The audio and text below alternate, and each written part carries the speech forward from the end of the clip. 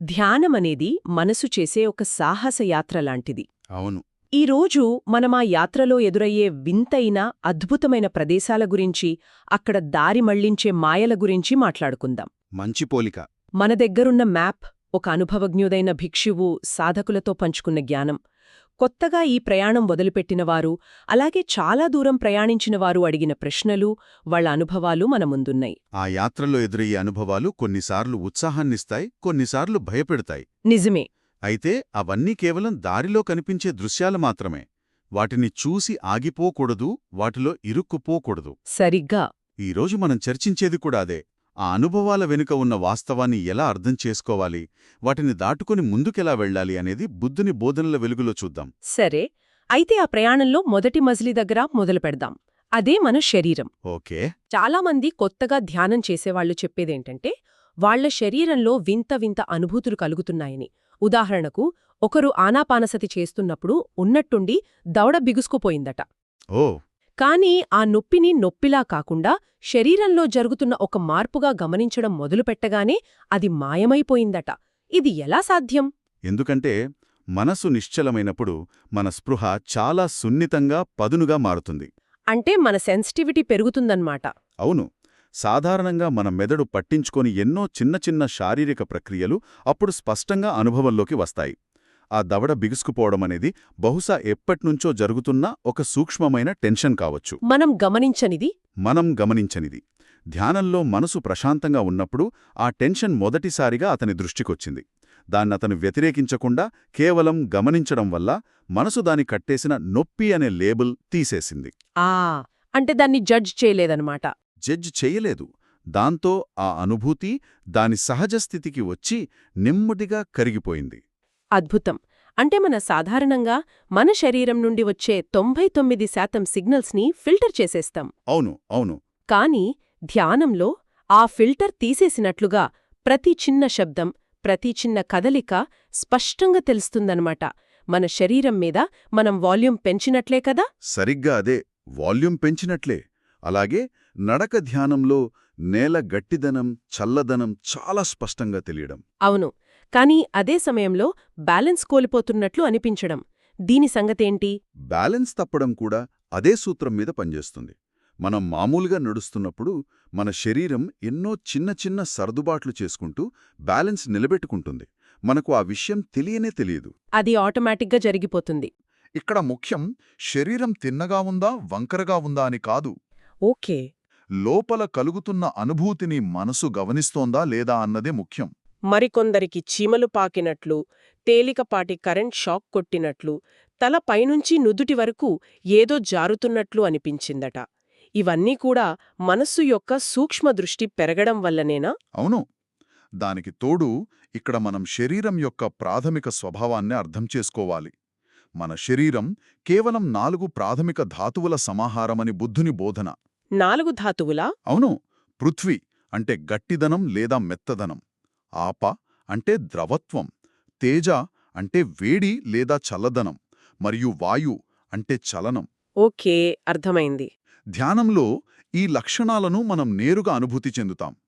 ఉదాహరణకు, శరీరంలో చీమలు పాకినట్లు లేదా ఏదో కదులుతున్నట్లు అనిపించడమంటే మనం వాయుధాతువు యొక్క చలన స్వభావాన్ని గమనిస్తున్నామని అర్థం. ఓ, అలాగా. వాటిని చూసి ఆందోళన చెందకుండా ఓ ఇది చలనం అని గమనిస్తే చాలు. సరే, శరీరంలో కలిగే ఈ అనుభూతులు ఒక ఎత్తైతే, మనసులో కనిపించే సినిమాలు, భ్రమలు మరో ఎత్తు. చాలామందిని భయపెట్టేవి, గందరగోళపరిచేవి కూడా ఇవే. అవును, ఇవి చాలా ముఖ్యమైనవి. ఒక సాధకురాలు తన మీద ఒక జంతువు పాకుతున్నట్లు ఫీలయ్యారట. కళ్ళు తెరిచూస్తే ఏమీ లేదు. ఇంకొందరికి పూలకుండీలు, ఏనుగులు, చనిపోయిన బంధువులు కూడా కనిపిస్తున్నారట. వీటి సంగతేంటి? ఇవి కూడా చాలా సాధారణమైన అనుభవాలే. మనసు ఒకే విషయంపై, ఉదాహరణకు శ్వాసమీద కేంద్రీకృతం అవుతున్నప్పుడు దానిలో అణచివేయబడిన ఎన్నో జ్ఞాపకాలు, కోరికలు, భయాలు బయటకొస్తాయి. అన్నీ పైకి వస్తాయన్నమాట. అవును, అవి ఇలా చిత్రాల రూపంలో కనిపిస్తాయి. భిక్షువు వీటిని సంజ్ఞలు లేదా నిమిత్తాలు అంటారు. అంటే మనసు సృష్టించుకున్న గుర్తులు. అవి నిజం కావు, కేవలం నీడలు. అయితే ఇక్కడ నాకు సందేహం. ధ్యానంలో బుద్ధుని రూపం కనిపిస్తే అది మంచి సంకేతమే కదా? ఇది చాలా ముఖ్యమైన ప్రశ్న. అలాగే ఒక సాధకుడు ఒక తెల్లని ప్రదేశంలో తేలుతున్నట్లు ఎంతో ఆనందాన్ని అనుభూతి చెందానని చెప్పారు. అది కూడా ఒక భ్రమేనా? చూడండి, ఆనందంగా అనిపించినా, పవిత్రంగా అనిపించినా, భయానకంగా అనిపించినా, కనిపించేది ఏదైనా సరే అది మనసు సృష్టించిన సంజ్ఞ మాత్రమే. ఏదైనా సరేనా? ఏదైనా సరే. భిక్షువు చాలా స్పష్టంగా చెప్పారు, అవి ఎండమావులు లాంటివి.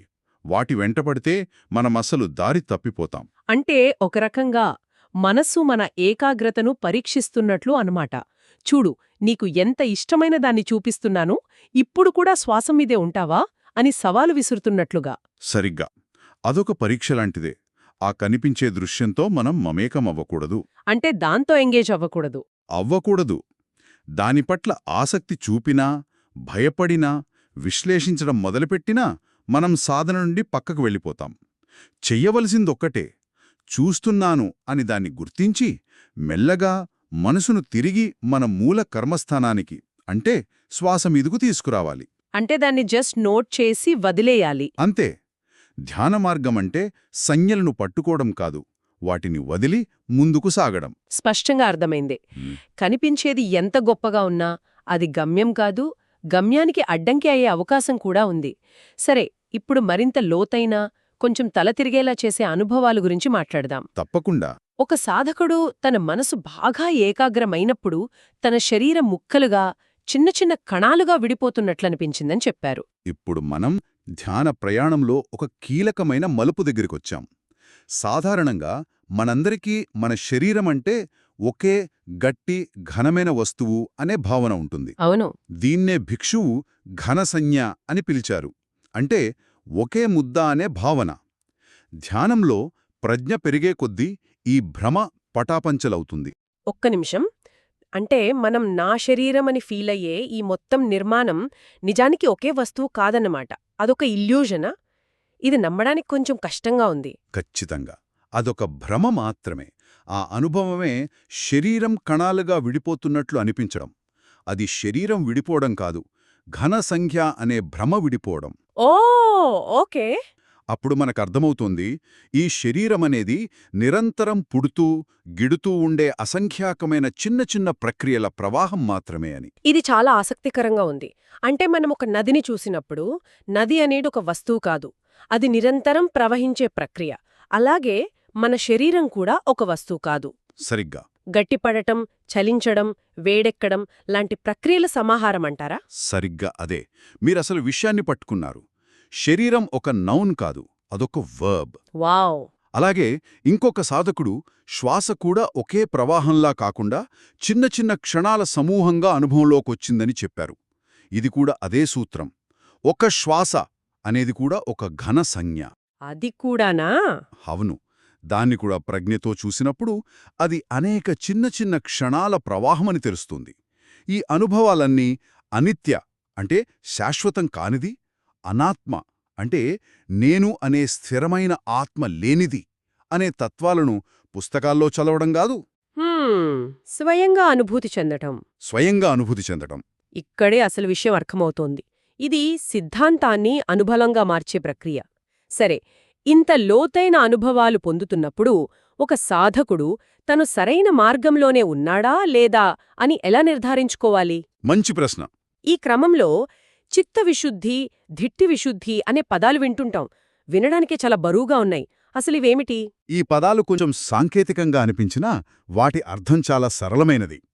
చిత్తవిశుద్ధి అంటే మనసు శుద్ధి కావడం. మామూలు భాషలో చెప్పాలంటే, చెప్పండి. బురదగా ఉన్న నీళ్లు ఉన్న ఒక గాజు గ్లాసుని కదపకుండా వదిలేస్తే నెమ్మటిగా మట్టి అంతా కిందకి సెటిలైపోయి పైనున్న నీళ్లు స్పష్టంగా మారతాయి కదా? అవును, స్పష్టంగా కనిపిస్తాయి. ఆ స్పష్టతనే చిత్తవిశుద్ధి అంటారు. మనస్సులోని 5 ఆటంకాలు, అంటే కోరిక, ద్వేషం, బద్ధకం, ఆందోళన, సందేహం అనే బురద కిందకి అణిగిపోయి మనస్సు ఏకాగ్రంగా, స్పష్టంగా మారడాన్ని ఉపచార సమాధి అంటారు.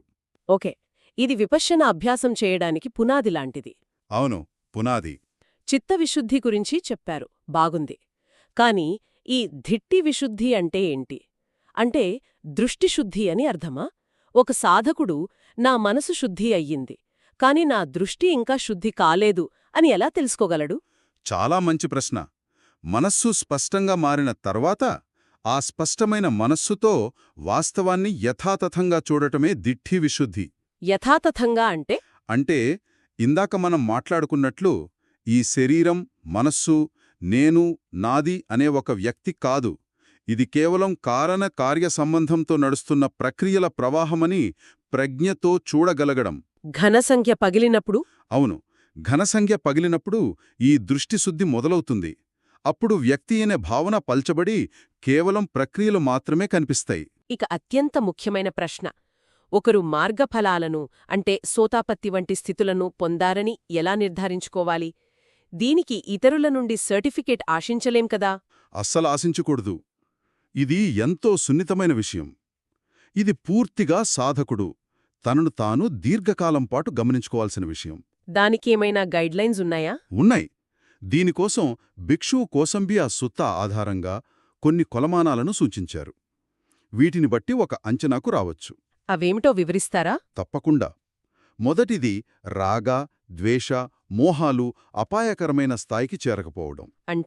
అంటే కోపం, ఆశ వంటివి పూర్తిగా పోకపోవచ్చు, కాని అవి మనల్ని ఒకరిని హింసించేంత లేదా దొంగతనం చేసేంత చెడు కర్మలు చేయించే స్థాయికి ఎప్పటికీ చేరవు. ఓకే. రెండవది, బుద్ధుడు ధర్మం, సంఘం పట్ల అచంచలమైన, ఎప్పటికీ చెదరని శ్రద్ధ కలిగి ఉండటం. ఇది చాలా ప్రాక్టికల్గా ఉంది. ఇంకా మూడవది, ఇది చాలా సూక్ష్మమైనది. మనసులో కోపం, ఆందోళన వంటి క్లేశాలు పుట్టినప్పుడు అవి తెలియకుండానే పెరిగిపోయి మనల్ని నియంత్రించకుండా, అవి పుట్టగానే వాటిని గమనించగలగడం. అంటే వాటి పట్ల స్పృహ కలిగి ఉండటం. అవును. నాల్గవది, తన వల్ల ఏదైనా తప్పు జరిగితే దాన్ని దాచకుండా వెంటనే ఒప్పుకుని సరిదిద్దుకునే స్వభావం. అంటే తన పట్ల, ఇతరుల పట్ల నిజాయితీగా ఉండటం. సరిగ్గా. ఇక ఐదవది, ధర్మాన్ని వినడానికి ఎప్పుడూ ఉత్సాహం చూపడం. ఆరవది, నిజమైన ధర్మాన్ని విన్నప్పుడు మనసులో ఆనందం కలగడం. చివరిగా ఏడవది, ఇది చాలా ముఖ్యమైనది. కొంతకాలం, ఉదాహరణకు ఒక 6 నెలలు లేదా సంవత్సరం తర్వాత వెనక్కి తిరిగి చూసుకుంటే తనలోని కోపతాపాలు, ఆందోళనలు, భయాలు గణనీయంగా తగ్గినట్లు స్వయంగా అనుభూతి చెందగలగడం. ఇది తనకి తాను చేసుకోవాల్సిన సమీక్ష అన్నమాట. అవును. ఈ లక్షణాలు ఒకరిలో స్థిరంగా కనిపిస్తే వారు సరైన మార్గంలో ఉన్నారని, పురోగతి సాధిస్తున్నారని విశ్వసించవచ్చు.